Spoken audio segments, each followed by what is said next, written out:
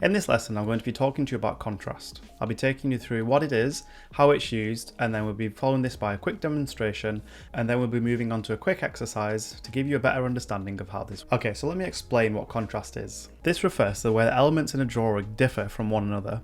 High contrast can create a strong visual impact.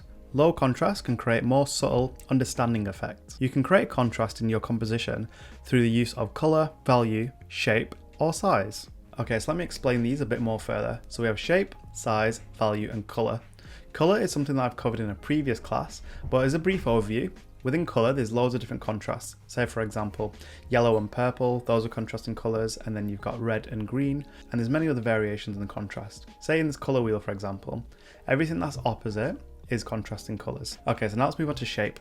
So within shapes, the way that things can contrast, so say for example you got a smooth shape, or you got a rough shape, and then you've got say a pointy, jaggedy sort of shape, and then you've got a smooth, curved shape. These are ways in which shapes can contrast. Now size. The best way to look at this is if you've got a big object, or if you've got a small object, or you've got say two medium ones, loads of small and a big. It's the contrast between the size difference of these shapes or objects within the drawing. And then finally we've got value. This is the one that we'll be mainly focusing on. So the different ways you can create contrast with your value is to have light sections and dark sections. Similar to what we did in the lighting class where we used a harsh light and the difference between the fall off was a lot more dramatic. This is how you can create a high contrast image compared to with the softer light, this was creating a low contrast image. Okay, now for the demonstration.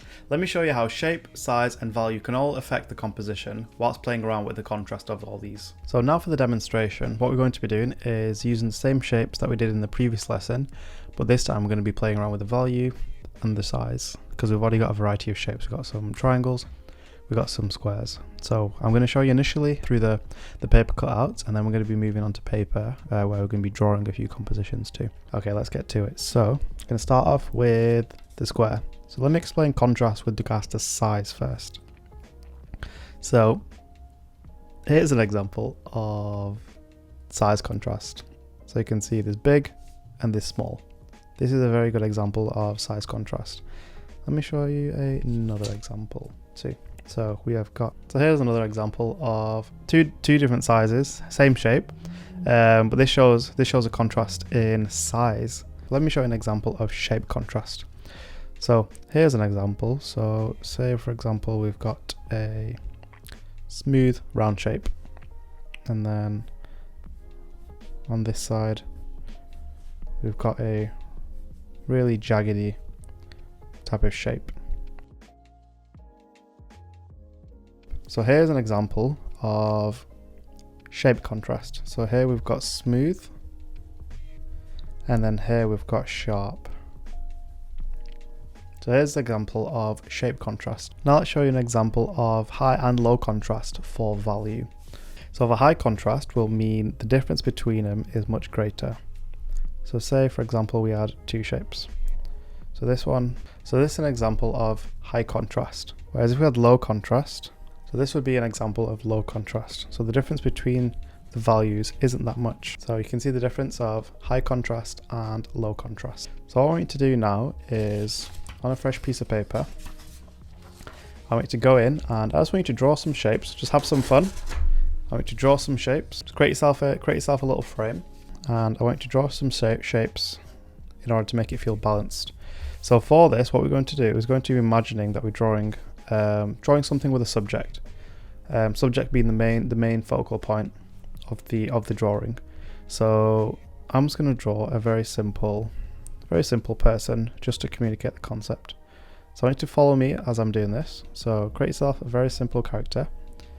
And now right now in itself that feels pretty balanced with regards to what we learned in the previous lesson. But now I'm going to create some contrast. I want to make sure, so the contrast, so what we're going to do, we're going to pretend he's wearing a hat. So let's create a high contrast. So we're going to create a dark hat, and for the shape as well, we're going to make the for the contrast, we're going to make the hat pointy.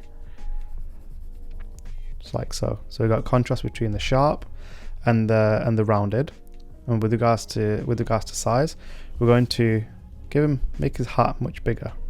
We've got contrast between the hat and the face with sharp edges and smooth edges. So we've incorporated size with the big and small.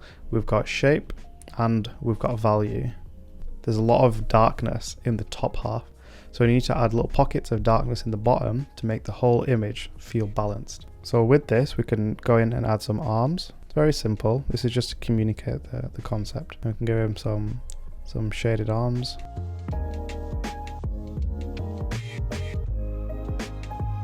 So you can see between here, there's not much contrast between these two shapes.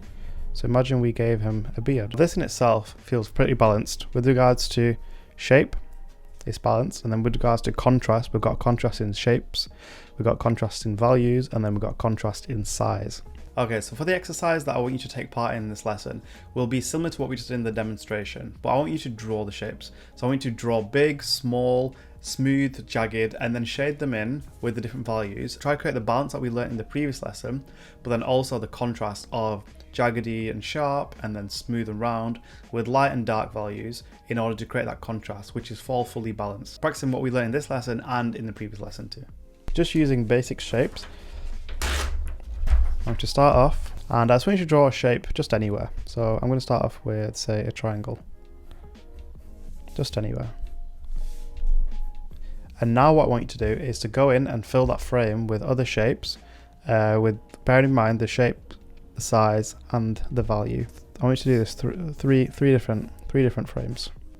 And now I want you to go in and try to make all these three feel balanced with the information that you learned in the previous lesson, but then also I want you to give it some contrast.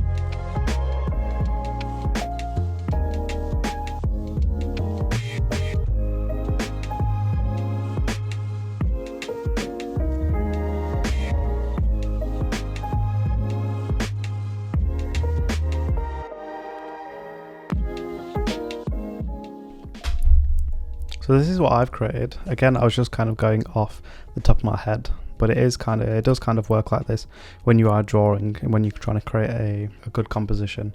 You generally have one thing that you're going to try to focus on, and then you can incorporate other things around it. This is good practice just to get used to. So if you do feel like your illustration or the thing that you're drawing it doesn't feel balanced, then you can go in and add extra elements to make it feel balanced whilst having contrast too.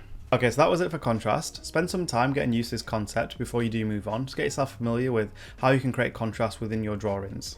Contrast is a really important part whilst learning to draw, as it allows you to create depth within your drawings. In the next lesson, we'll be moving on to the last part of composition, which is unity. I'll see you there.